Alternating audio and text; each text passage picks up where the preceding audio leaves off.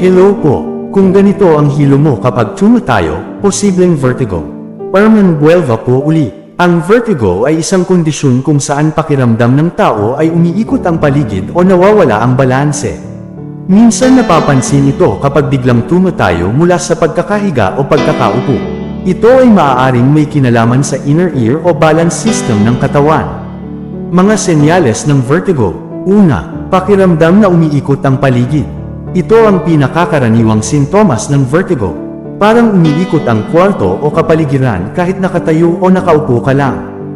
Pangalawa, biglang pagkahilo kapag tumayo. Kapag biglang tumatayo mula sa pagkakahiga o pagkakaupo, maaaring maramdaman ang matinding hilo. Pangatlo, nawawala ang balanse. Ang ibang tao ay nakakaranas ng pakiramdam na parang matutambak at hirap maglakad ng tuwid.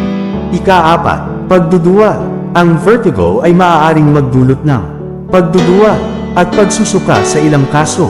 Ika-lima, pananakit ng ulo. Minsan may kasamang headache o pressure sa ulo kapag may vertigo.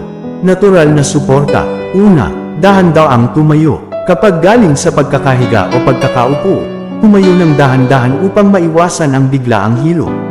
Pangalawa, uminom ng sapat na tubig.